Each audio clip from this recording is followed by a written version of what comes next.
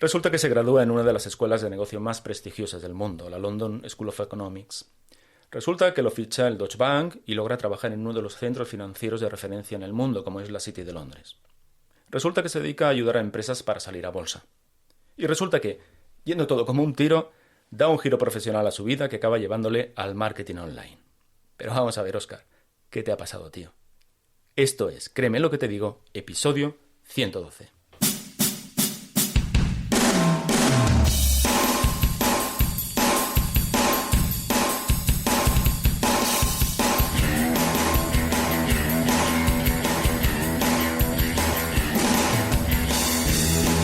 Bienvenido a Créeme lo que te digo, el podcast dedicado al mundo de la persuasión en el que te explico todo lo que tienes que saber para influir, convencer e inclinar opiniones a tu favor.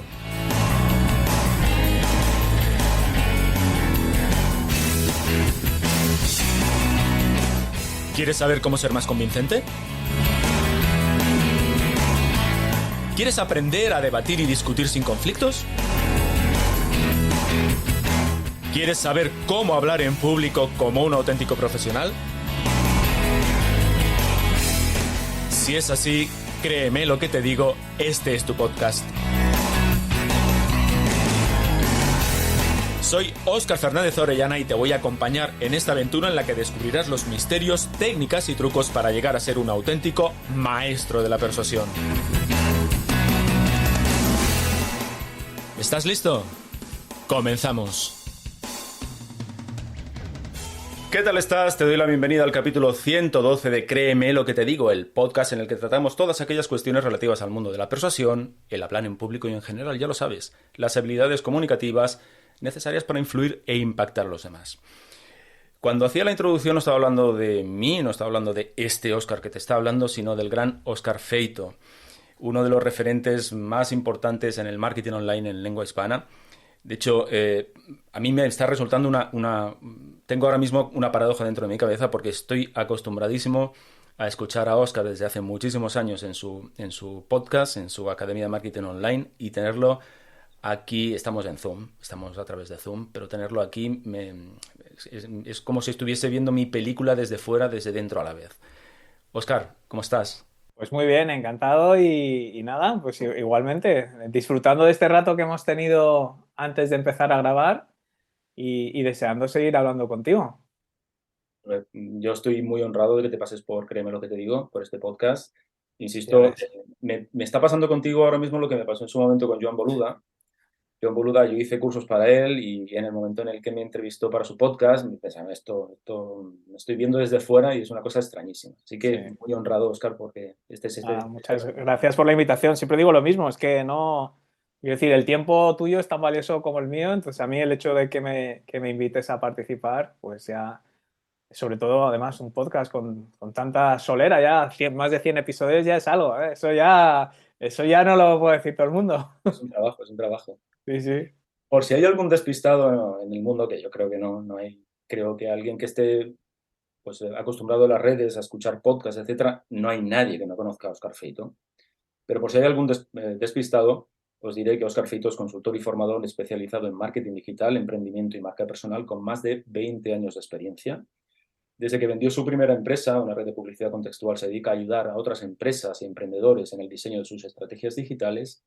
Y bueno, ya lo he mencionado, Óscar tiene un podcast, el podcast diría yo, el podcast así con mayúscula diría yo, dedicado al marketing online. Precisamente es la Academia de Marketing Online, que como ya te he contado es una auténtica referencia en el marketing digital, en el branding personal y negocios en la red. Un podcast que, para mi envidia, tú dices, Óscar, que es verdad, llevamos más de 100 capítulos, el tuyo va por el 300 y algo, 400. 416, 415 sale justo hoy, el día que estamos grabando esto. Estamos grabando el lunes y hoy sale, es Eh, verdad, el 415. Podcast que ya ha superado más de los 4,5 millones Sí, de reproducciones y que cuenta con miles de oyentes cada día. Em, Oye, que sepas además que entre mis suscriptores, entre mis amigos, que he hablado con uno esta mañana, tienes suscriptores y seguidores de tu podcast ajá. y que están deseando que esta entrevista salga. Bueno, cuando lo escuche Él seguramente tendrá alguna referencia previa a que salga, a que publique este podcast, pero que sepas que hay gente que ya está Qué, esperando. qué tensión. A ver si estamos a la altura. A ver si estamos a la altura y no decepcionamos. Eso por descontado. Oye, Oscar, ¿cómo deja uno un empleo en la City de Londres para dedicarse al marketing online? ¿No te dijo tu madre eso de que, pero hijo, ¿qué estás haciendo? No, yo creo que es puramente inconsciencia de juventud. Cuando eres joven, pues ves las cosas con visión de túnel y yo creo que no, vamos, yo por lo menos, yo no, o sea, no pensaba las cosas que podían pasar, las 20.000 ramificaciones positivas o negativas, simplemente me apetecía y punto. Y afortunadamente en mi casa, pues siempre nos han dado mucha rienda suelta a hacer lo que nos diera la gana. Para que te hagas una idea, mi hermana, por ejemplo, estudió literatura inglesa y mis padres encantados. O sea, imagínate una familia normal que te dice tu hija que va a estudiar literatura inglesa. O sea, es como decir, joder. Y luego ahora acaba publicando una novela y ha sido bestseller mundial, con lo cual le ha ido bien. Mi hermano empezó en consultoría y un buen día lo mandó a tomar por saco y se fue a Hollywood porque quería hacer cine y ha estado 10 o 15 años trabajando en Los Ángeles, ¿no? Y yo empecé en banca diciendo que las dos mayores chorradas del mundo eran el desarrollo personal y el marketing, sinceramente, o sea, yo decía, la gente que no vale para nada estudia comunicación y marketing y ahora lo digo y es mi castigo y es como Marley con las cadenas en la película de Cuento de Navidad, esas son las cadenas que yo me he forjado, por lo tanto yo las voy a cargar con esas cadenas, ¿no? Para mí, lo voy a decir una vez más por si alguien no lo ha escuchado bien, para mí el marketing y la comunicación era lo que hacía la gente, bueno, y relaciones públicas, marketing, comunicación y relaciones públicas es lo que hace la gente que no vale para nada. Y ya está. Y esas son las cadenas con las que yo llevo, ¿no? Puedes incluir psicología. Lo estaba pensando, pero ya me ha parecido demasiado violento para empezar. Igual luego dentro de un rato lo No, no, añado. No, no, pero psicología lo respetaba porque como siempre he sido muy hipocondríaco, todo lo que tiene remotamente que ver con la salud, pues entonces lo respeto mucho. Entonces, claro, yo seguí un camino. Yo realmente lo de la banca de inversión me tiraba mucho. Mi padre había trabajado en banca de inversión, entonces yo estaba un poco acostumbrado a ver ese estilo de vida, ¿no? De gente que trabaja mucho, pero que tiene una vida muy buena y está viajando todo el día y ahora voy a Nueva York y ahora hago un roadshow y hago ahora tal y me parecía como muy chulo. Me pilló en una edad muy impresionable que vi la peli de Wall Street, leí 2 o 3 libros que no deben de leer los niños de esa edad, pues yo qué sé, Liar's Poker, de no sé qué, pues de historias de la City, de bolsa, de cómo funciona un poco el mundo de la banca y me cautivó ese mundo, ¿no? Entonces, bueno, estudié económicas en Londres y antes de acabar la carrera ya tenía el trabajo. O sea, realmente ahí, pues es verdad que es una universidad buena y tienes la suerte de que pues realmente van las empresas a buscarte al último año, ¿no? Pues, mandé 4 o 5 currículums, ya está. Y todos a bancos y todos con entrevistas y al final me decidí por este. Y bueno, caí, es todo un cúmulo de casualidades. Yo ahí descubrí Internet por casualidad, porque pues en el banco en el que nosotros estábamos había comprado otro banco que se especializaba en salidas a bolsa de empresas de Internet. Estoy hablando del año 97. Entonces, que empezaba a salir a bolsa empresas como Amazon y Webbank, que fue el primer supermercado online, el primer supermercado online en la bahía de San Francisco. Y hoy eBay salió a bolsa, entonces claro, nosotros pues empezamos a analizar eso desde el punto de vista bursátil, ¿no? Yo estaba en un departamento que nos ocupábamos de las salidas a bolsa y un poco pues porque yo era español pues tendría operaciones de aquí, ¿no? Y en esa época salía a bolsa, por ejemplo, TPI Páginas Amarillas, que fue un spin-off que hizo Telefónica de su filial de directorios en un momento en el que realmente todo se estaba yendo a online. O sea, me empezó a llamar la atención que todas las empresas empezaron a tener su componente online.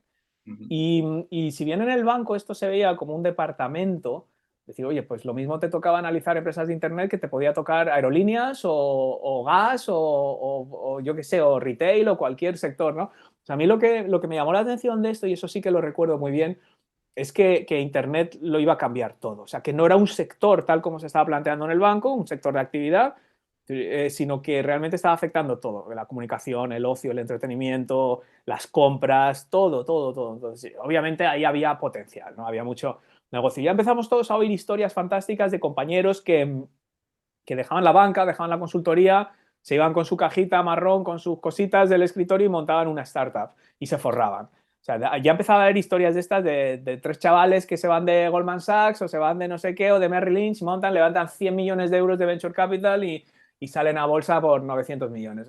Entonces, claro, yo conocía ese mundo y veía que era factible por las valoraciones que se manejaban, ¿no? Y sobre todo veías que la gente no tenía ni idea de lo que estaba haciendo.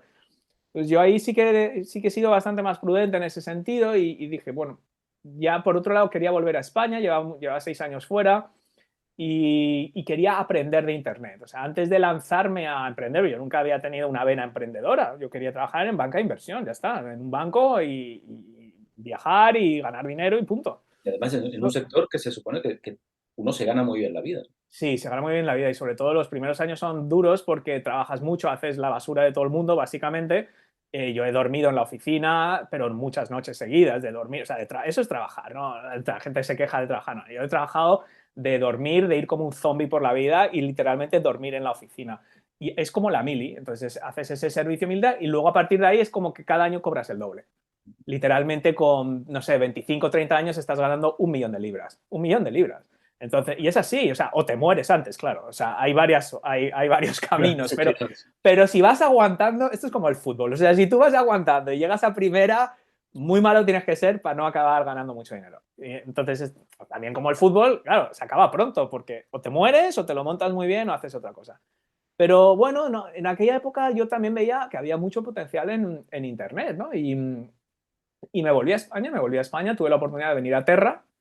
Terra lo acaba de comprar Telefónica y decir, mato dos pájaros de un tiro, vuelvo a España, que ya me apetecía, ya llevaba mucho tiempo fuera y entiendo esto de Internet, pero desde dentro. Porque, claro, yo lo había analizado desde el punto de vista puramente financiero, yo no sabía cómo era el día a día, y entendía que necesitaba algún tipo de conocimiento, de conocer a gente en el sector y entonces en ese sentido Terra fue un máster acelerado brutal, porque era un Te he momento en el escuchado, que te he escuchado decir era... eso, ¿no? Sí, Que el tiempo que pasaste en tierra para ti fue pues, sí. uno de los momentos donde más has aprendido. Sí, sí, sí, todavía lo recuerdo y es que era un momento en el que nadie sabía realmente lo que se estaba haciendo y Terra era lo guay de todo el grupo Telefónica. Entonces la gente más creativa, más estrambótica, más rara y realmente yo creo que de los mejores que había en todo, los metieron ahí a ver si eran capaces de descifrar qué era eso. Entonces te encontrabas con gente muy poco convencional.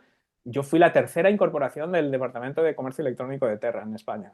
O sea, eran 2 personas. Todo e-commerce de Terra España, que era la principal empresa de Internet en España, eran 2 personas, ¿no? Entonces, cosas que hoy damos por hechos, como una orden de inserción publicitaria, un contrato, una colaboración, un acuerdo marco, o sea, las cookies, los clics, las bases de datos, los registros, todas estas cosas, en aquella época no había ningún tipo de jurisprudencia de qué se hace con esto, cómo se contabiliza contablemente, cómo se trata legalmente. O sea, yo recuerdo que había un despachito de gente de Uría Menéndez, Telefónica tenía un acuerdo con Uría Menéndez y tenían ahí 5 o 6 personas porque cada día era decir, ¿qué hacemos con esto? O sea, ¿qué hacemos con la gente que se registra? La privacidad, los datos, las cookies no existían todavía. Entonces, aún así, era todo nuevo, o sea, era una Es cosa una aventura, espectacular. era una aventura diaria. Era una aventura diaria, era como el lejano oeste. O sea, yo recuerdo el día que llegué, eh, mi jefe, el que me había contratado, estaba de viaje y no llegaba porque ellos están en Barcelona y se iban todos los fines de semana a Barcelona y era un lunes y no habían llegado. Y había una reunión y había un tío esperando en la entrada y me dijeron, reúnete tú con él. Yo había llegado ese día, o sea, me incorporaba ese día, no tenía ni idea de nada y decir, vete con él, o sea, vete tú. O sea, era lo contrario de las típicas reuniones que yo tenía la idea de voy a llegar ahora a España, o sea, 20 personas en una reunión, todos... No, no, métete y apáñate y búscate la vida. O sea, era flipante, era flipante. Entonces, era todo así. Luego era la ventaja de ser Terra, era, claro, como un foco, entonces todo el mundo quería reunirse con Terra. Y pues, tú llamabas yo qué sé, a Philips o a Casa del Libro o a Carrefour y te reunías con el CEO o con el responsable o con la persona que llevara marketing o tal. ¿Por qué? Porque nadie sabía qué pasaba y entendían que en Terra alguien sabía lo que pasaba, pero tampoco. Entonces era todo como un brainstorming continuo de hacia dónde iban las cosas y eso fue una etapa espectacular. Y me imagino también que, bueno, tiene la dificultad esa de terreno inexplorado, Sí. de vamos a ver qué ocurre. Ujú. Supongo también que había la permisividad esa, que, bueno, precisamente porque es terreno inexplorado, no pasa nada si en un Sí. momento determinado las cosas no salen como estaban previstas, ¿no? Sí, había una cultura también muy, muy buena en eso de decir, oye, se prueban 10 cosas y luego unas van a salir y otras no. Entonces había mucho de prueba y error porque no había un marco de referencia de decir, bueno, las cosas se hacen así y se han venido haciendo así toda la vida y hay una forma de hacer las cosas. Entonces se reconocía que como se estaba investigando, Pues los modelos de negocio. Oye, pues esto se cobra comisión por venta, o se cobra por clic, o se cobra un fijo. Pues vamos a ir probando. No, no sé, a lo mejor resulta que por trincar 2.000 euros al mes de fijo, si luego esa tienda con la que tú estás haciendo una colaboración se infla a vender y te hubieras quedado con un 3%, hubieras facturado el triple. Pues es que eso no lo sabes hasta que no lo pruebas, porque no tienes ni idea de cuánto se va a vender, ni cuánto se va a convertir, ni una tienda online. Nosotros llevamos la parte de e-commerce, entonces claro, tú montas el centro comercial de Terra y tienes una tienda informática, una de juguetes, una de gourmet y una de no sé qué, no tienes ni idea de cuánta gente va a comprar, cuánta gente va a poner la visa, o sea, cosas que no había TPVs, ¿no? Es que había una persona por detrás procesando las tarjetas. El almacén era un señor de UPS que llegaba con la furgoneta, con el puro, literalmente una vez por semana, a recoger con los albaranes. O sea, ese e-commerce de entrar tú en el almacén los viernes por la tarde, imprimirte 7 pedidos, meterte en el almacén y dárselo al tío de UPS, eso lo hemos hecho. O sea, eso es el e-commerce cuando se estaba inventando.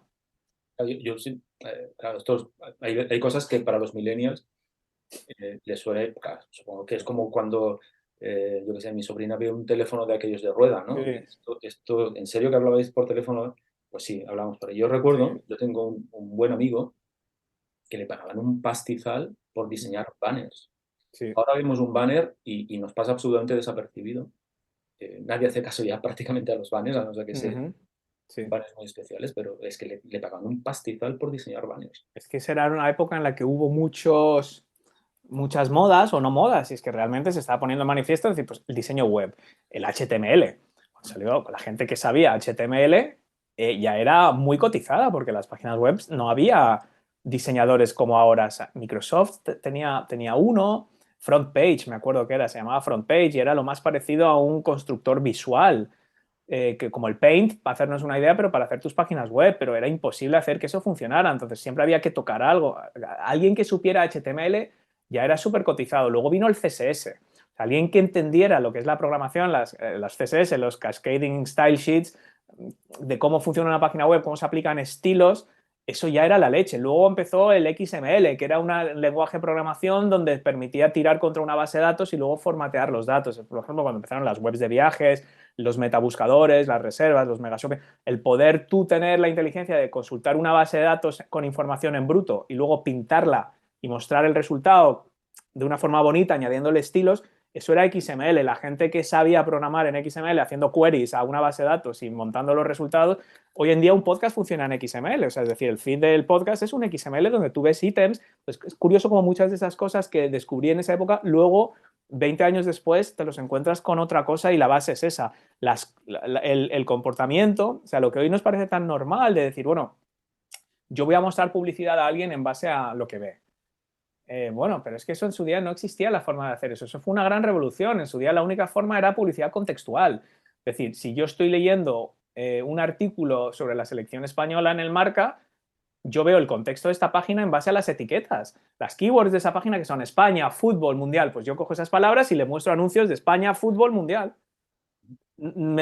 Hasta que luego alguien tuvo la brillante idea de decir, oye, ¿y si yo supiera que esa persona ha estado mirando 10 viajes a Roma? ¿No tendría más sentido mostrarle un viaje a Roma aunque esté leyendo un artículo de la selección española? Y fue cuando de repente, boom, se puso de moda el enfocar la publicidad y el marketing en base al comportamiento histórico de los usuarios y no el contexto donde estuvieran leyendo. Y eso ya fue otra mega revolución que trajo todos los problemas de privacidad, bueno, anonimar que esos datos fueran anónimos, que no sé qué. Y eso también hundió en parte el mercado publicitario, claro, porque muchos sites habían vendido la publicidad muy cara porque eran El País, o porque eran El Mundo.es, o porque eran Expansión o El Economista, hasta que de repente dijeron, si es que el tío o la tía que está leyendo La Expansión luego se va a ir a una mierda de página de clasificados o a una web porno y yo le puedo impactar 1000 veces más barato que un anuncio en El País, ¿qué más me da? ¿Para qué le voy a pagar al País 1000 si a mí lo que me interesa es esa persona, no donde esté en ese momento? Y claro, esto fue, ahí empezó, de esos polvos vienen los lodos de ahora de que necesitas 7.000 millones de banners y ni con eso ganan ni la mitad de lo que ganaban antes. O sea, todo viene de ahí. Nos hacemos muy mayores. Sí, sí, sí, claro, eso es lo malo. Bueno, yo más que tú, me parece. Bueno, bueno, no sé qué decirte, ¿eh? Ya, cuando me has dicho que tú todavía no vas mucho al médico, yo creo que ahí te has delatado. Eso es una cuestión genética. Vale, vale. Un poquito mayor que tú. Oscar, sabes que este es un podcast sobre persuasión. Sí, Así que, si te parece, voy a centrar algunas de las preguntas Sí, claro. precisamente en ese campo, ¿no? Hay una que es bastante recurrente y que para la gente que se introduce en este mundo de la persuasión todavía le choca, y es que, oye, ¿nosotros qué compramos? ¿Personas o compramos productos y servicios? Ujú. Bueno, las dos cosas, en realidad, las dos cosas. O sea, yo creo que lo primero yo creo que la propuesta de valor es lo que compra la gente. La gente compra una propuesta de valor, que no es más que una solución a un problema, ¿no? O una mitigación a un dolor, eso ya hay distintas formas de verlo, pero la gente compra de forma egoísta. Yo creo que eso es lo primero. La gente no compra por hacerte a ti un favor, o porque tu web es bonita, o porque hablas muy bien. La gente compra desde el egoísmo, en el buen sentido. O sea, egoísmo igual no es la palabra, es auto interés propio, ¿no? Es decir, lo que quiere es resolver una situación suya. Entonces, lo primero que va a mirar en una propuesta de valor es que la promesa sea atractiva. Y por atractiva se refiere a que no sea una frase de stock, de somos tu proveedor tecnológico 360, por ejemplo, a decir, no, somos realmente una persona que entendemos exactamente la dificultad que tienes y tenemos la experiencia para hacerlo. Es decir, compra, lo primero que le va a llamar la atención es tu conocimiento de su problema. Porque entiende que si tú conoces bien, es como cuando tú, volviendo a los médicos, que ya te digo, a partir de cierta edad solo pienso en los médicos. Claro, cuando tú le dices al médico lo que te pasa y te mira con cara extrañado, es como que te cohibes, dices, esta persona ¿cómo me va a ayudar si no entiende lo que le estoy diciendo? Es la primera vez que lo ve.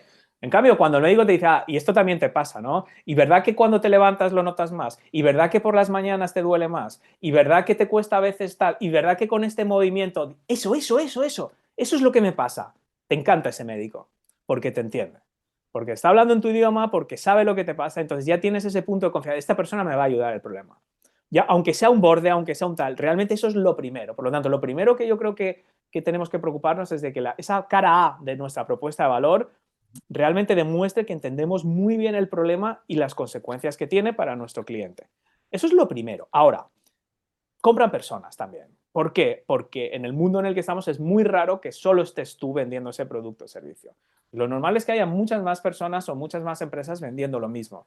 Y ahí es donde entra la cara B de la propuesta de valor. Es decir, bueno, partiendo de la base de que hay 10, 15 o 100 productos y servicios que me resuelven este problema que yo tengo ahora, ¿por cuál tiro? Y ahí es donde entra ya la marca personal barra marca corporativa, ¿no? Pues la gente compra personas o compra Starbucks. Starbucks no es una persona, pero la gente está dispuesta a pagar el triple por un café en el Starbucks porque, por lo que representa. La propuesta de valor, te quiero decir, tú puedes ir con tu portátil a tomar café a cualquier otro bar, no pasa nada, no está prohibido. Entonces, hay un bar normal y corriente de la esquina de Moratalaz es lo mismo que el Starbucks. Y solo que en uno cuesta el triple. Bueno, los dos cumplen la premisa de un sitio para trabajar con el portátil y un café. Ahora, ¿por qué vas a ir a uno y no a otro? Ahí es donde ya entra la marca personal, la marca corporativa, los valores, lo que representas. Por tanto, el cóctel potente son las dos. Ni marca personal, branding puramente por branding, sin prestar atención al fondo del por qué te van a prestar atención, que no olvidemos es tu capacidad de resolver, de detectar, de identificar un problema. Y luego la otra parte, o sea, es dual. La propuesta de valor, cuando es dual, es mucho más potente. En tu caso, además, eres una persona con mucha autoridad, mucha credibilidad en el mundo del marketing online. ¿Cómo se consigue que alguien te quiera comprar? Una vez, obviamente, respondiendo a la necesidad, al dolor que el grupo de personas al que te diriges, pero luego hablando de la marca personal, del branding, de quién eres, cómo conseguir que realmente te escojan a ti y no escojan a la competencia. Pues poco a poco, realmente. Yo creo que es poco a poco. O sea, yo creo que al final es seguir un plan, ¿no? Y el plan, yo he hablado mucho de esta teoría de los tres grandes cajones, ¿no? Que son los grandes procesos, ¿no? Primero tienes que generar visibilidad para atraer una audiencia. Eso es lo primero. La gente tiene que saber que existes. Segundo, parte de esa gente necesita tener esas ganas de tirar del hilo y saber un poco más. Y ahí es donde empieza ya la relación más de tú a tú. Y por último, luego está la conversión. Entonces, entre que te descubren y que conviertes o que vendes algo, normalmente la gente se salta el paso entre medias. Y el paso entre medias es la generación de esa confianza. Entonces, ¿cómo lo hacemos en Internet? Pues en Internet lo hacemos realmente ofreciéndole a la gente eh, algún tipo de valor que no implique una decisión de compra inmediata. O esto es al menos la forma en la que yo lo veo.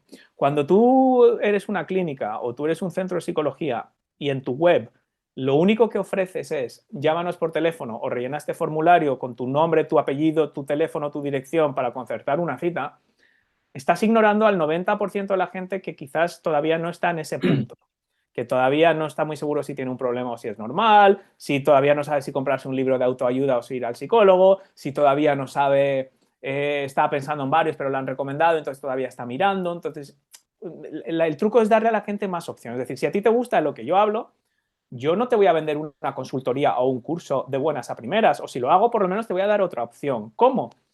Pues, por ejemplo, que cada email que yo te mande, aunque yo te esté vendiendo algo, decir, oye, tengo este curso, tengo esta consultoría, que a ti ese propio contenido te aporte algo. Que tú no tengas que comprarme para seguir pasando tiempo conmigo. Mi podcast ya no tengo ni patrocinadores, es que casi ni vendo, de vez en cuando menciono algo así de pasada, pero lo que quiero es que la gente pase ese tiempo conmigo, porque eso es lo que hace que se familiaricen contigo. Lo que se llama el top of mind, es decir, esa persona a lo mejor hoy no quiere comprar un curso, o no está preparado, o no lo tiene claro, o no sabe si soy la persona adecuada, o no quiere contratar una consultoría por las mismas razones. Entonces, yo lo que no puedo es quemar las naves en esa primera visita y solo darle la opción de comprarme. Entonces, le voy a dar la opción de que escuche mi podcast, que se suscriba a mi mail y voy a procurar aportarle mucho valor. ¿Por qué? Porque cuanto más tiempo pase conmigo, más probable es que todas esas personas que en el momento A no estaban preparados, en el momento B, C, D, que puede ser semanas después, meses después o años después, decidan que es el momento o que soy la persona o que tengo el producto o servicio que en ese momento encaja con su necesidad. Por tanto, en resumen, muchos negocios y muchas marcas personales se enfocan mucho en audiencia y visibilidad y monetización. Voy a crear 27 cursos, programas, mentorías para atender a todos, que está bien.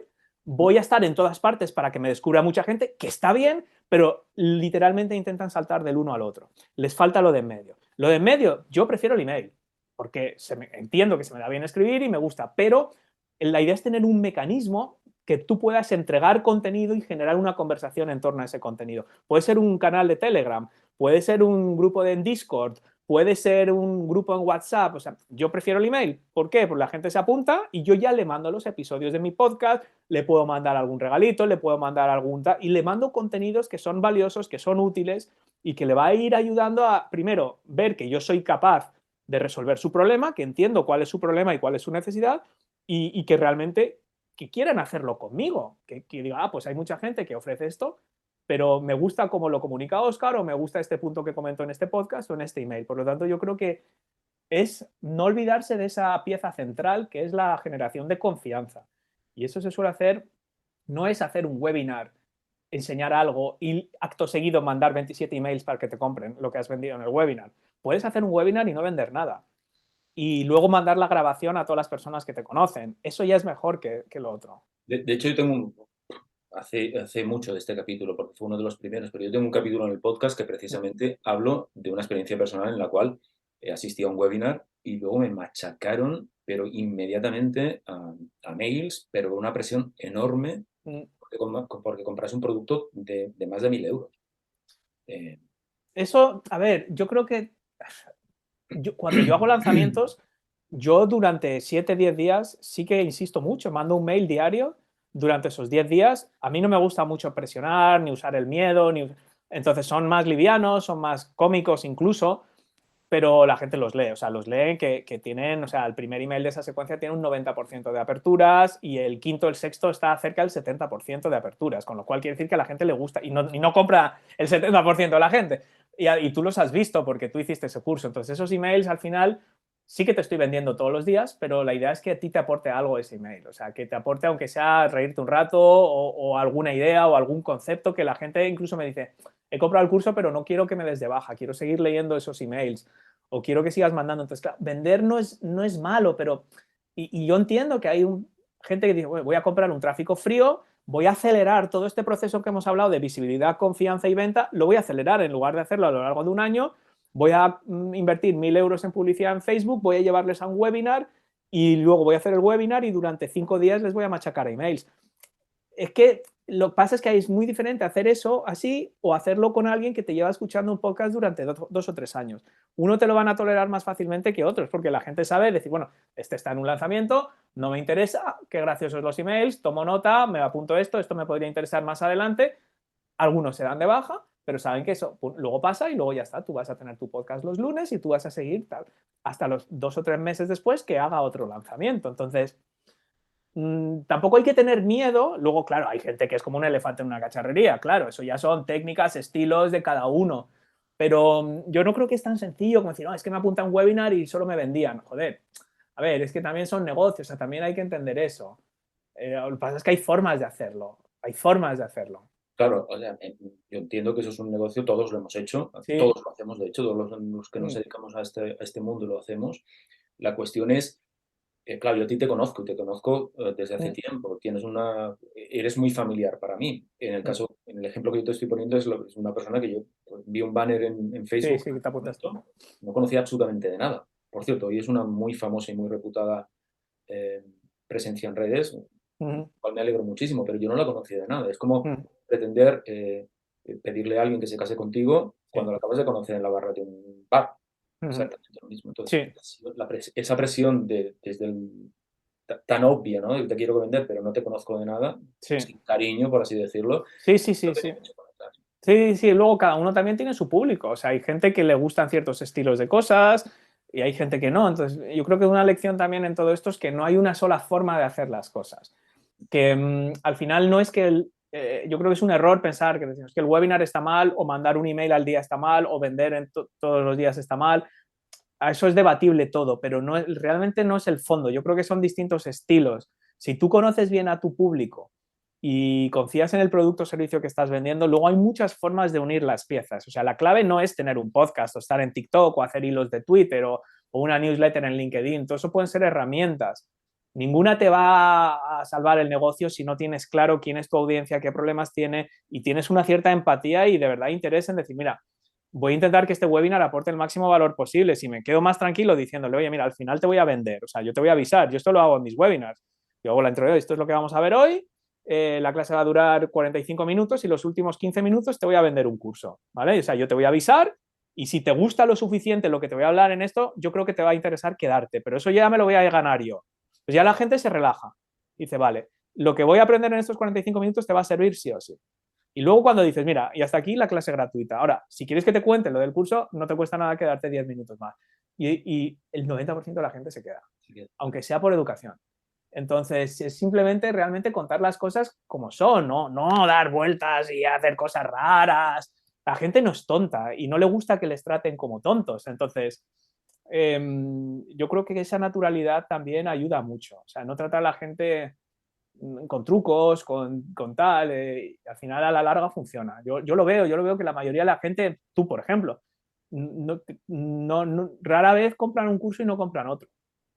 Es muy raro. O sea, la mayoría de las veces digo, ¿de dónde ha salido esta persona? Y digo, hostia, el curso de Storytelling es 2018, ya había, o sea, llevabas escuchando el podcast años, ¿no? Entonces esto quiere decir que, bueno, que a lo mejor lanzas algo y no funciona, o la gente no lo compra, o no interesa, o no es el momento, o el precio no es adecuado.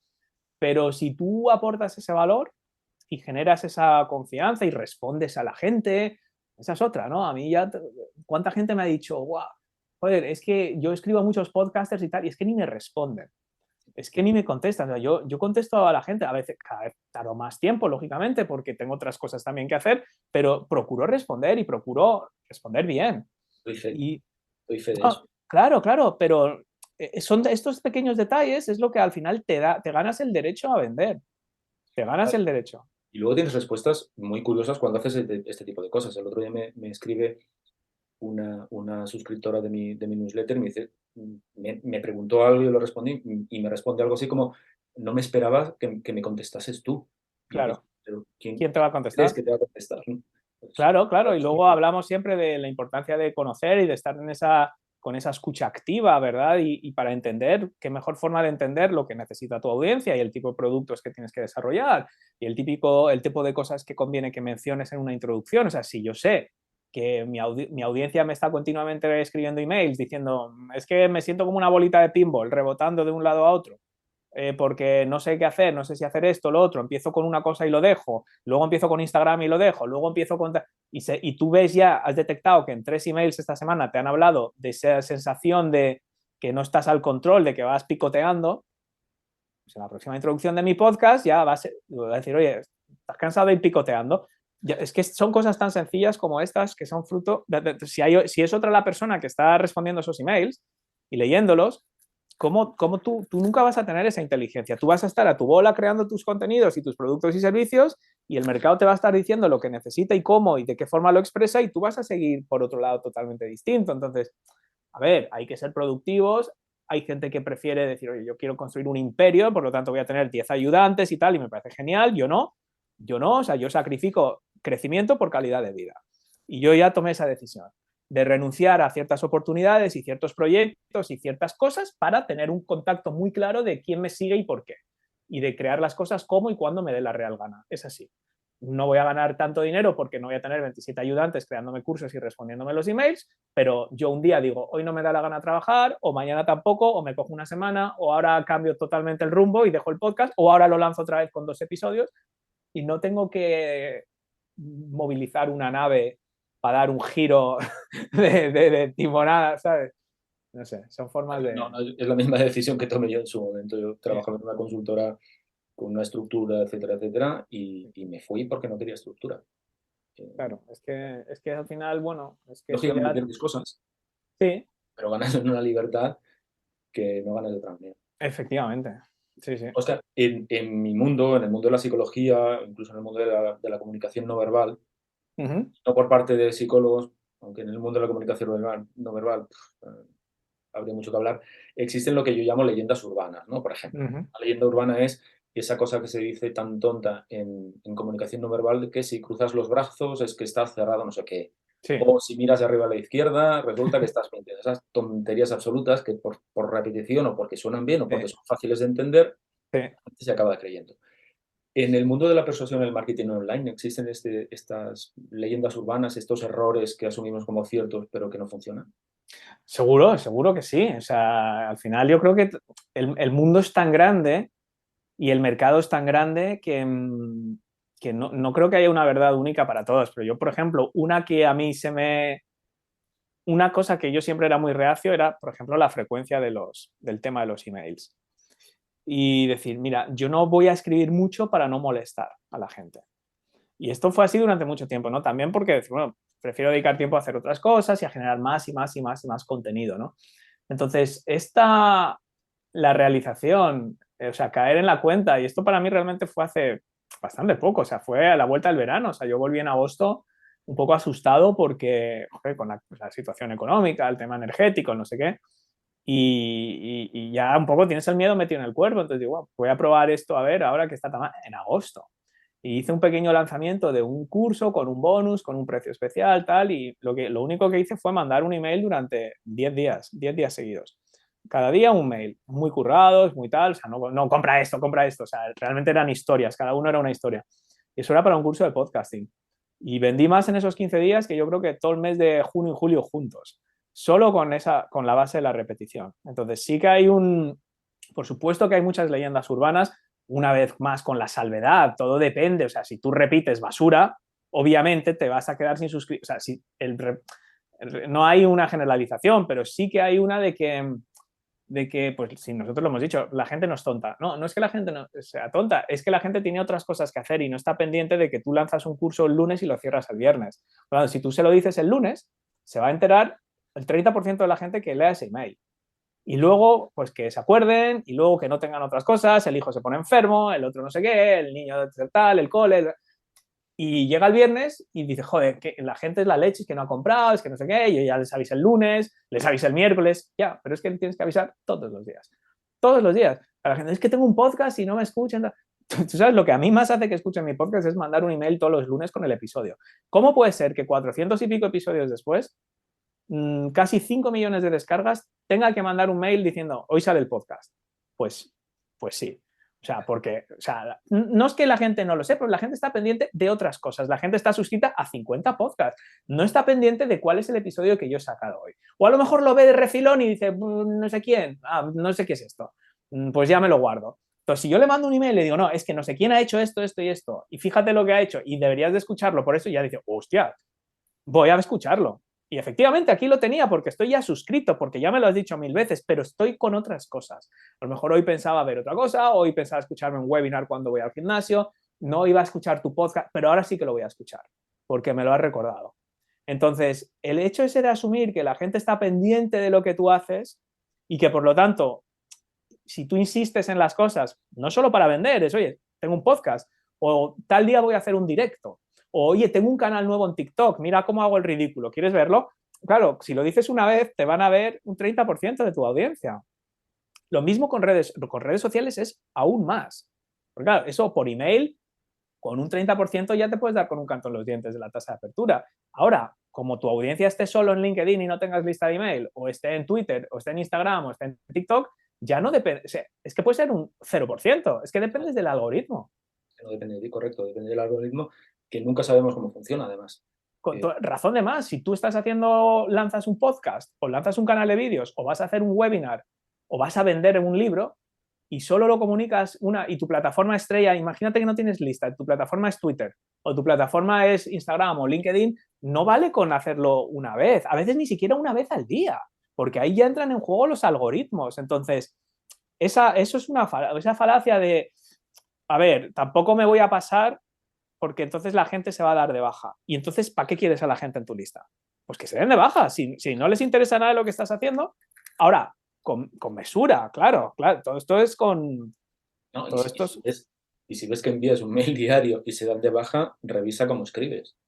Sí, o sea, bajas siempre vas a tener y cuantos más mails mandes, más bajas vas a tener y también más vas a vender. Es así de sencillo. O sea, yo después de un periodo de estos de 10 días mandando emails, pues tengo un, no sé, 5% de la lista que se puede dar de baja o un 3% o un 7%, no, depende, porque hay gente pues, que se apuntó un buen día y de repente le empiezo a mandar 10 mails. Los que llevan tiempo ya saben de qué va esto. Entonces, bueno, pues esos se van.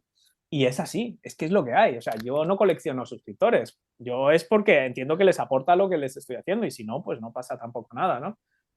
Pero hay muchos y seguro que dándole un par de vueltas hay muchas, ¿no? Luego, por ejemplo, hay otra que es la diferencia entre el foco y la especialización versus ser más generalista. Aquí también hay cierto mito y cosas que están cambiando, ¿no? Yo descubrí hace poco lo de los perfiles I y los perfiles T y no sabía que existía y me pareció súper ingenioso. Es decir, bueno, el perfil I de toda la vida, es decir, yo soy un copywriter. Yo me dedico a escritura persuasiva y yo es lo único que sé hacer y es lo único que hago. Entonces, si tú me contratas y me dices, oye, ¿me puedes hacer un embudo? Yo te digo, no, contrátame para la parte del copy y para el embudo que te lo haga fulano. O para el email que te lo haga otro. Entonces, esto tradicional de no, zapatero a tus zapatos, yo me especializo no solo en cuanto al producto o servicio, sino en sector. En ese caso, yo, por ejemplo, no tendría que poder tener un curso de podcasting y también uno de storytelling. Yo tendría que tener un curso de podcasting para consultores. Y eso sería, en el libro, sería la releche, porque estaría súper especializado en cuanto a temática, propuesta de valor y perfil de público objetivo. Entonces, es verdad que muchas veces la gente se obsesiona también de, no, es que esto ya lo hace, es que esto es muy generalista. Pues ayudo a comunicar o ayudo a tal. Entonces, tengo que darle y darle y darle y buscar pues ya lo tengo, voy a ser comunicador pero para veterinarios, o voy a hacer podcasting pero solo para médicos, como si la propia especialización fuera un fin en sí mismo. Y esto también se ha abusado mucho de, oye, tu nicho, tu micronicho, tu público objetivo y tal. Y sí que es importante, pero tú puedes tener un negocio más general y abrir etapas a lo largo de tu negocio en el que te estás enfocando en públicos concretos. O sea, durante X meses al año, yo ha habido veces en las que he dicho, venga, pues yo ahora durante estos meses voy a hacer un webinar para médicos y psicólogos de marketing online. Hay gente que se dedica solo a marketing online para... Yo decidí hacerlo, especializarme en eso en un momento para un producto, para un servicio, para un contenido concreto. Y luego, a partir de ahí, bueno, pues puede funcionar mejor o no, lo puedes repetir o tal, pero yo no quiero cerrarme. Entonces, yo prefiero en ese sentido centrarme en un perfil de público que unos pueden ser médicos y otros consultores, pero todos tienen elementos en común del tipo de negocio que están construyendo, de cómo, de las barreras que tienen en su día a día, de las cosas que tienen que les bloquean más. Entonces, lo mismo le puede ayudar el podcasting que el storytelling. Por lo tanto, no me siento cohibido de decir, no, es que no puedo ahora lanzar un curso de storytelling porque la gente me conoce por el podcasting. O no puedo ahora empezar a hacer TikTok porque ¿qué va a decir la gente? Si, joder, si siempre estás hablando en podcast, ¿cómo es que ahora te pones a hacer TikTok? Bueno, pues también creo que hay mucha neurosis en cuanto a eso, ¿no? No, es que tengo que ultra especializarme y no puedo salirme ni aventurarme de esto, ¿no? Oscar, has hablado de newsletter, de copywriting. Si hay un boom en marketing online en los últimos años, imagínate en copywriting. Y Sí, ahora, bueno, das una patada y surgen sí. 50 millones de copywriters. Estamos en una burbuja, estamos en un blue, realmente eh, es una necesidad que realmente existe. Sí, bueno, es interesante porque esto lo hemos tenido con Facebook Ads, en un momento en el que todo el mundo era especialista en Facebook Ads. Lo hemos tenido cuando se inventó la palabra funneler, en el que todo el mundo era funneler y todo el mundo creaba embudos. Y entonces es normal, esto es normal en el sector, se avanza a veces a trompicones y surge algo, en este caso claramente por Irra Bravo, el libro suyo, y tengo muy buena relación con Irra, amigo, ha estado varias veces en el podcast y nos conocemos personalmente y hemos hecho cosas juntos. Y es verdad que él ha puesto el foco en eso de forma consciente. Él lo que quiso hacer fue poner de manifiesto la relevancia de la escritura en todo, en las ventas en general, ¿no? Y entonces, hombre, yo creo que, bueno, es casi como una profesión que ha existido toda la vida y ahora mucha gente ha descubierto, pues, que puede ser una profesión. Obviamente hay un problema de oferta y demanda. Tienes, como tú bien has dicho, pues das una patada y salen muchos copywriters, pero todavía muchas empresas normales no se han dado cuenta tampoco de la importancia de esto.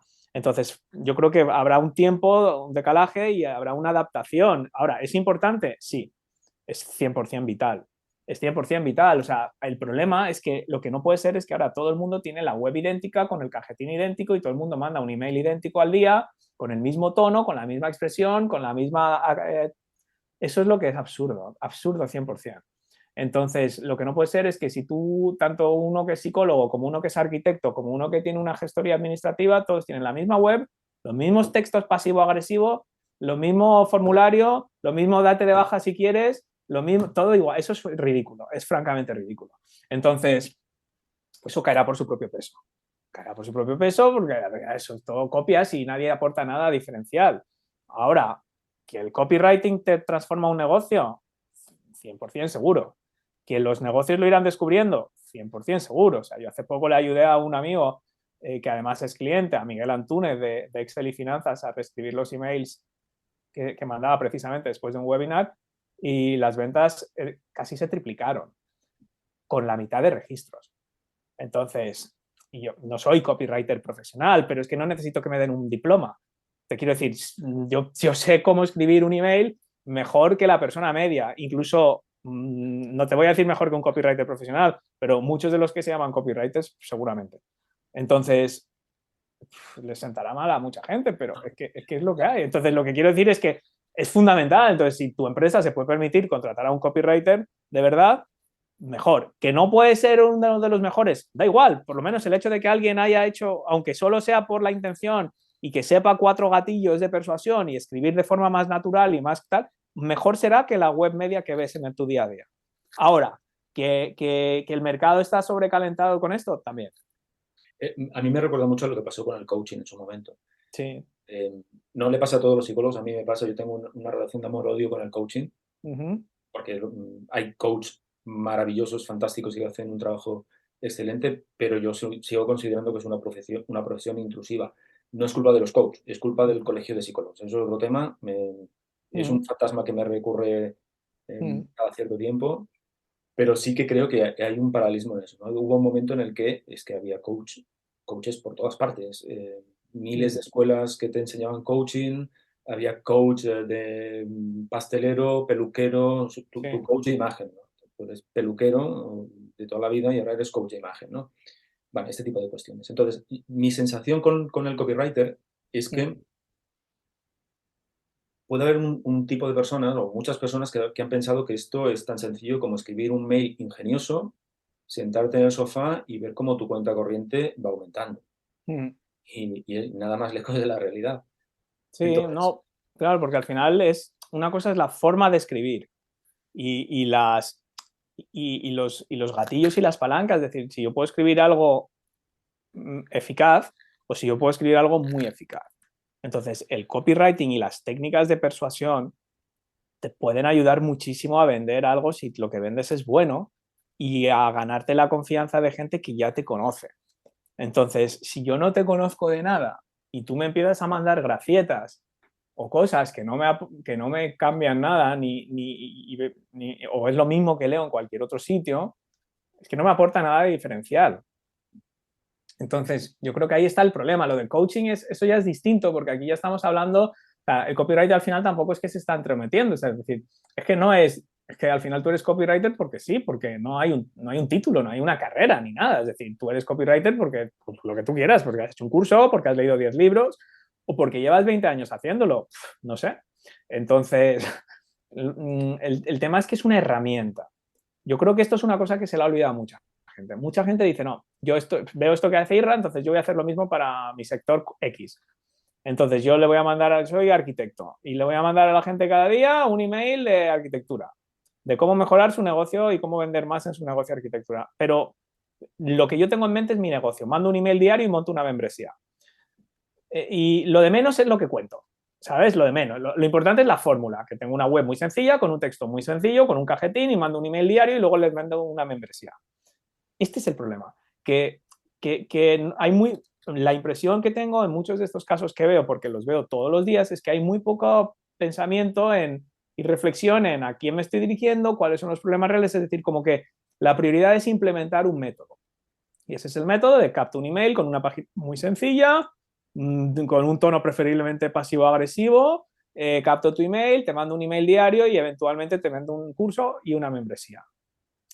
Y no digo que no funcione, o sea, es un buen método, pero claro, el copywriting y el email y la persuasión y esa personalidad que tú quieres destilar en esa página y todo eso va a funcionar mejor sobre todo cuando lo que tienes es bueno, cuando tienes un buen contenido, cuando tienes como que la gente al final le está dedicando tanto tiempo a escribir historias y gracietas y no a resolver problemas reales, ¿no? Es decir, es que es muy fácil decir, a ver, vamos a coger una frase importante y yo qué sé, pues en el marketing avanzan los que más hacen, no los que más saben. Vale, perfecto, voy a escribir un email muy gracioso de una cosa que le pasó a mi hijo el otro día y ¡buah! Te voy a vender la mega lección que aquí la gente avanza tal. ¿Está mal hecho eso? No, pero ahora, si tú no tienes 20 años de experiencia para avalarme, ¿cuándo has visto tú esto en el marketing? Y más que se te ha ocurrido un email para contar eso, es que es como de cartulina. Ahora, si yo te digo, mira, yo llevo 20 años montando negocios, he trabajado con más de 1000 emprendedores y emprendedoras, he visto pisar todo tipo de charcos y una de las cosas que he visto es que muchas veces triunfa gente que no sabe tanto, pero hace, y te voy a contar ahora una historia que lo demuestra de cuando yo trabajaba en Terra. Coño, eso es otra cosa que uno que de repente dice, soy copywriter y te voy a coger esta frase de, oye, aquí hay que, para tal hay que avanzar, o hay que salir de tu zona de confort, o hay que perder el miedo, que es muy bonita analogía y es muy bonita la metáfora, pero está cogido con alfil, está vacío. Es como poner una frase de Truman y escribir un email sobre esa frase de Truman. Si tú eres un analista político y has trabajado en la OTAN y no sé qué, y me cuentas eso, tiene credibilidad. Tienes un fondo. Estás usando el copy, el email diario, la estrategia y tal, para poner fortaleza en eso. Y estás usándolo como una herramienta, que es lo que es, no como un fin. Ahora, la gente que dice, es que no se me ocurre qué hacer, pues me hago copy, monto una web, recojo emails y te mando un consejo de ventas cada día. ¿Pero qué has vendido, alma de cántaro? ¿Qué es lo último? Vende mucho y ¿Qué se has gana vendido tú?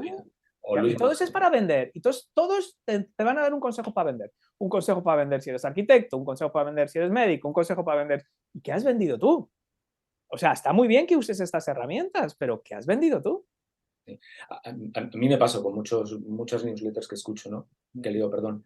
Y es eso, es precisamente eso. Oye, me estás contando una historia que vale, que sí, que puede ser muy ingeniosa, pero es que me estás contando una anécdota de chichinao. Es que tú no tienes vida, es que no tienes trayectoria profesional, no tienes trayectoria vital, ya no solo profesional, sino vital, para que eso que me estás contando sea suculento. Pero es que aparte, a es que no veces cambia, es que no, o sea, son cosas, o sea, yo qué sé, léete cualquier fábula de niños pequeños o no sé, y coger, pues el cuento de la liebre y la tortuga.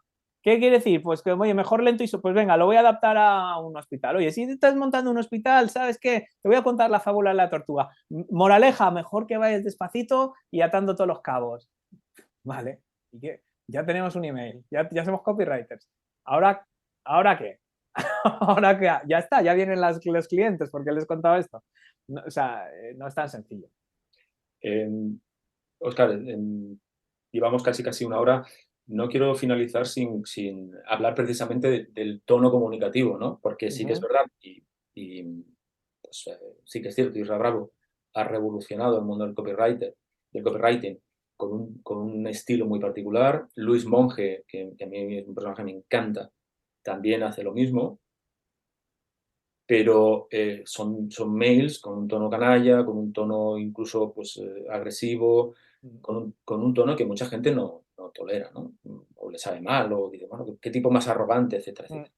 A mí eso particularmente me da igual, a mí especialmente los de Luis Monge me gustan muchísimo, pero ¿es necesario escribir así? ¿Es necesario comunicar de esa manera? No, para nada, yo creo que no. O sea, lo que pasa es que hay una vez más, hay varios principios, ¿no? Primero, la polarización.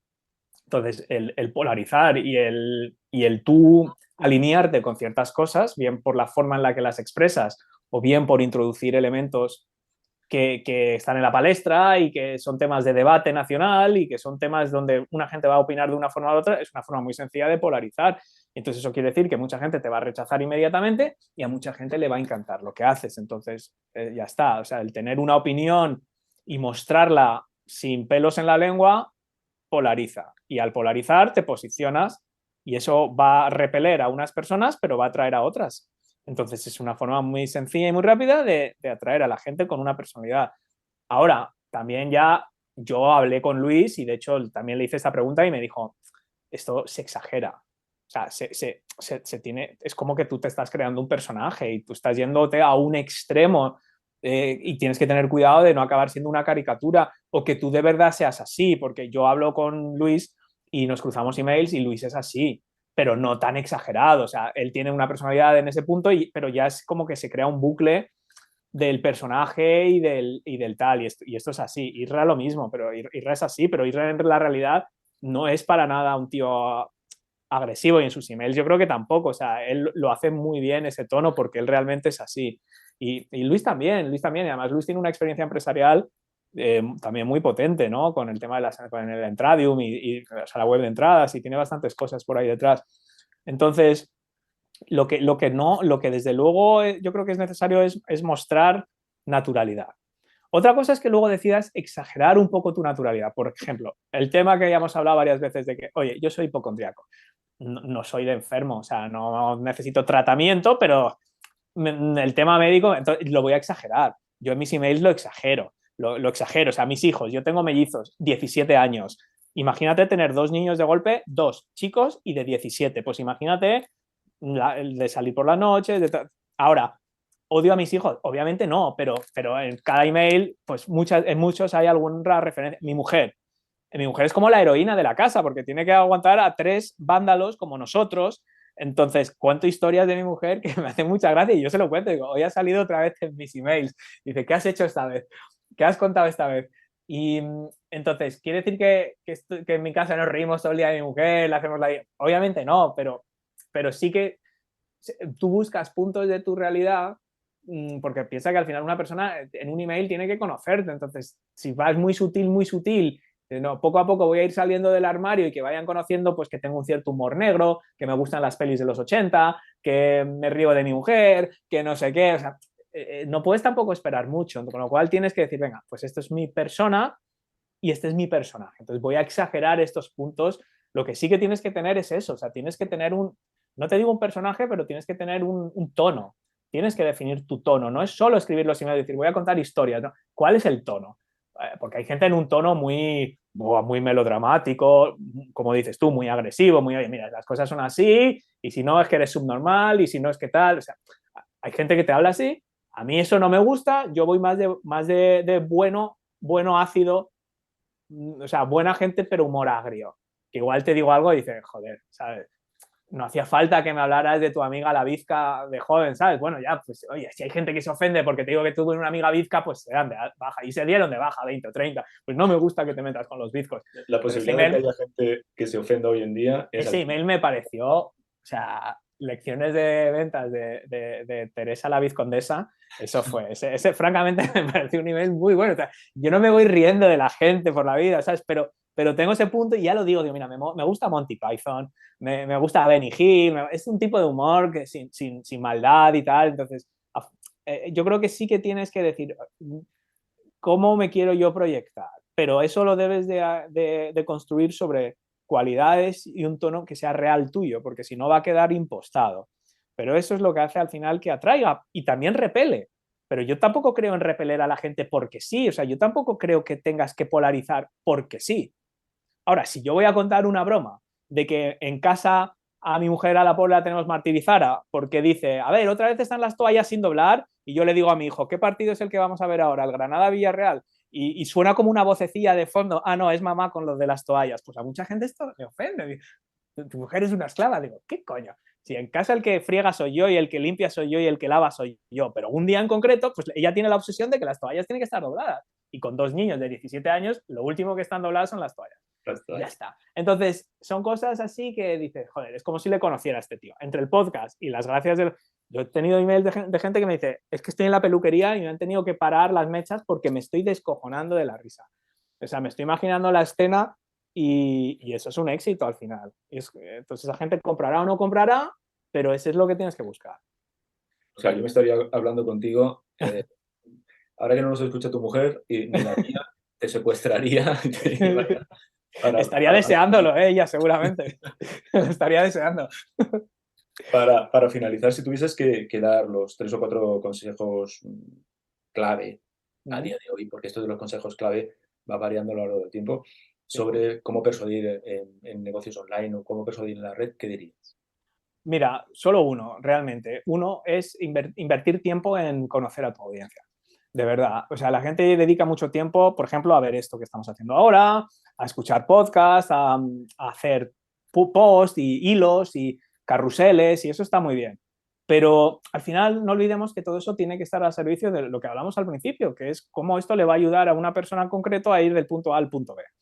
¿Y cómo lo vas a saber eso? Bueno, pues eso lo vas a saber realmente investigando y conociendo. O sea, un ejercicio tan sencillo como mirarte, que lo estamos hablando al principio, si tú estás montando una web de psicología, algo tan sencillo, tan básico, como mirarte en Google Business o en Doctoralia o en cualquier plataforma de esta, mírate las opiniones más negativas de los médicos, de los de tu sector. Si eres dermatólogo, si eres psicólogo, si eres lo que sea, míratelo en Google My Business, mírate los más negativos y los más positivos.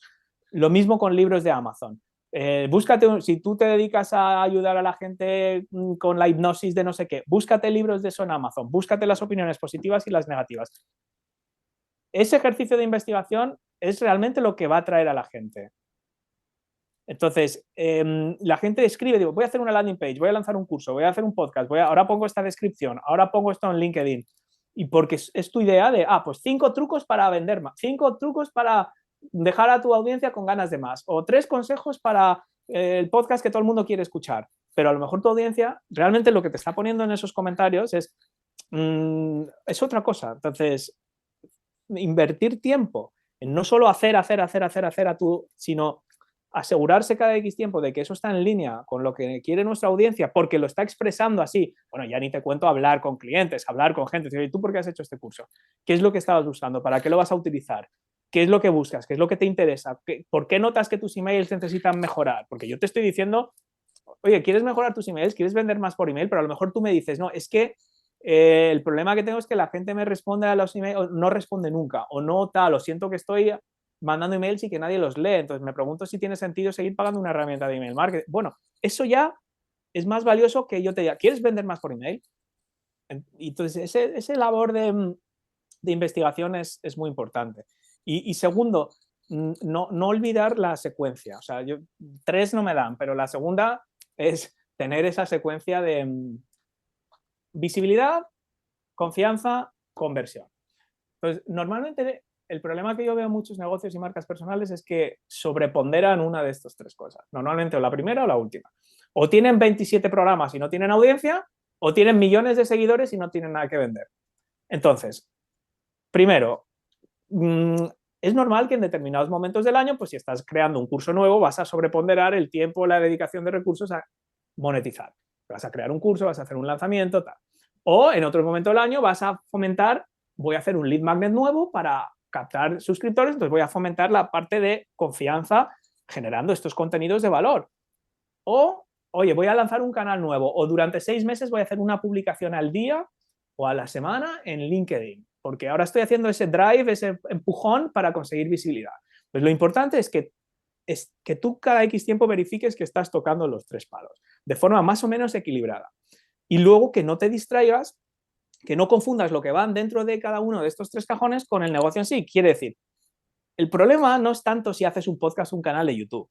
El tema es que si vas a usar un podcast o un canal de YouTube es para el cajón de visibilidad. Entonces, elige uno y sobre todo no hagas 2 a costa de luego dejar la confianza y la monetización olvidadas.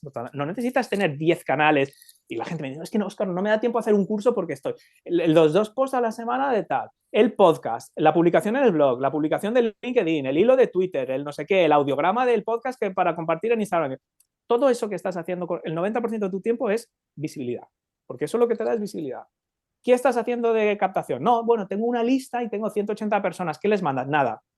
Tengo 180 personas suscritas porque llegan a mi web y pues apuntan, pero no he tenido tiempo de mandarles mails porque estoy haciendo todas estas cosas de visibilidad. ¿Y qué les vendes? Bueno, tengo un ebook de 9,99 que hice hace 7 años. No me da tiempo a hacer un curso porque estoy haciendo 2 podcasts a la semana y un YouTube y un Instagram. Pues a lo mejor tienes que dejar de hacer todo eso, ya tienes bastante visibilidad, quédate con una y empieza a construir una comunicación con tu lista y crea 3 productos más para vender. Tienes tu curso de 9,99, tienes otro curso plus de 97 y tienes un programa premium de 997 o un servicio. Y entonces no confundas ahora la afiliación y tal, los árboles con el bosque, que son esas 3 piezas. Y al final han salido los 3 consejos. ¿Has visto? Sin ponerse. Es bonito ponerse. Óscar, que de verdad que ha sido un placer. ¿Dónde te pueden encontrar? Eres hiper conocido. No, bueno. Oscarfeito.com. Ahí tienen todo el podcast y todas las historias y de ahí, bueno, ahí está todo. Procuro tenerlo ahí porque, como te digo, que yo cambie. O sea, ahora mismo estoy haciendo 2 podcasts a la semana. Probablemente el año que viene volveremos a 1 porque ya se me está desequilibrando esa pata. El email siempre mínimo 1 o 2 por semana van a recibir y están currados. O sea, que no es compra esto. O sea, que sí que de vez en cuando se vende, pero también se comunica el podcast y tal. Y ahí lo tienen todo. Oscarfeito.com. Por favor, suscribíos a echar un vistazo a la web, que está genial. Además, es una web preciosa. Es lo de menos que sea preciosa, ¿no? Pero si además es bonita, pues mucho mejor.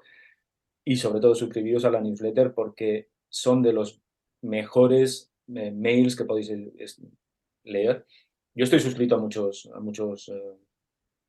listas de suscripción, muchas listas de email, y tengo que confesar que leo pocos. Leo pocos porque comienzo las 2 primeras líneas y me empiezan a aburrir porque me empiezan a sonar todos iguales. Los de Óscar no. Soy absolutamente sincero en este tipo de cuestiones. Leo todos los mails de Luis Monge, leo todos los mails de Óscar Feito, leo algunos de Isra, leo algunos otros. Los de Arturo García también los leo. Así que una de las mejores cosas que podéis hacer en esta vida, si os interesa este tipo de cuestiones, es leer los mails de Óscar Feito, suscribiros a su newsletter y también, por experiencia propia, sus cursos son cursos fundamentalmente útiles. Yo que soy una persona, yo creo que hay cosas entre tú y yo, Óscar, y no solo el nombre en el que coincidimos. Yo tengo la sensación, la verdad es que no nos conocemos, nos hemos conocido hace un ratito. Nos conocemos obviamente de Sí. seguirnos, etcétera, etcétera, pero formalmente nos acabamos de conocer. Y yo creo que hay cosas en las que somos parecidos. Tengo la sensación de que es una persona muy sistemática.